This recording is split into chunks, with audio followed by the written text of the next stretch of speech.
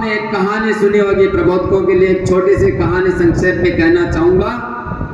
एक गडरिया अपने भेड़ चराने के लिए जंगल में जाया करता था और उसके साथ में एक दिन शेर का बच्चा भी उन गडरियों के साथ हो गया, उन भेड़ों के साथ हो गया था और उसके घर आ गया था। धीरे धीरे उसका अभ्यास हो गया, वो उनके साथ जाता, जंगल में चरता और वापस आ जाता।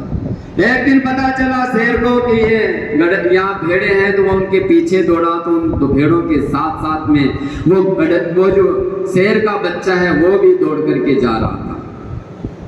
जब शेर ने देखा कि ये भेड़ें दौड़ रही है, क्योंकि इनको मालूम है कि मैं इनका शिकार करने वाला हूं, यहां तक तो मुझे समझ में आता है, लेकिन ये शेर का बच्चा भी इनके साथ दौड़ करके जा रहा है, इसके पीछे का रीजन क्या है, कारण क्या है? वो शेर दौड़ा और उन भेड़ों को छोड़ करके सीधा जाकर के उसने किसको पकड़ा?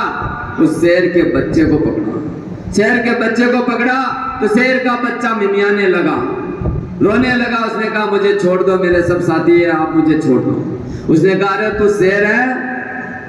उसने कहा नहीं मैं शेर नहीं हूं, मैं तो भेड़ हूं। फिर उसको कहा नहीं तू शेर है? फिर कहा उसने कि नहीं मैं तो भेड़ हूं। उसको एक थप्पड़ मारी, खींच करके उसको ले गया और तालाब के पास ले जाकर के, पानी के पास जाकर कहा देख मेरी और तेरी शकल देख, दोनों की शकल एक मिलती है। फिर भी वो कहता है कि नहीं मैं तो भेड़ हूं। फिर उसने कहा कि दहाड़ तू, तो फिर मिमियाने लगा, उसको जोर से कहा दहाड़। धीरे धीरे जब दहाड़ने लगा तो तब एकदम जाकर के उसका स्वाभिमान जागृत हुआ, तब उसको लगा कि हाँ मैं शेर का बच्चा हूं। अरे मेरे प्रभु साथियों, आप भी शेर हो, लेकिन कभी कभी ऐसा होता है कि हम अपने व्यक्तित्व कृतित्व को भूल जाते हैं, हम अपने अंदर छुपे हुए साहस को भूल जाते हैं। इसलिए हम भूल जाते हैं कि हम कौन हैं। अपने आप को पहचानो। आप ही शिक्षा के सबसे बड़े संस्कार की मूर्त हो। जो अच्छे नन्हे नन्हे भैया बहनों को आप तैयार करके उन्हें संस्कार देते हो और उन्हें से राष्ट्र के लिए, चाणक्य ने कहा था शिक्षक की गोदी में प्रलय और निर्माण खेलता है। आप भी उन्हीं में से हो।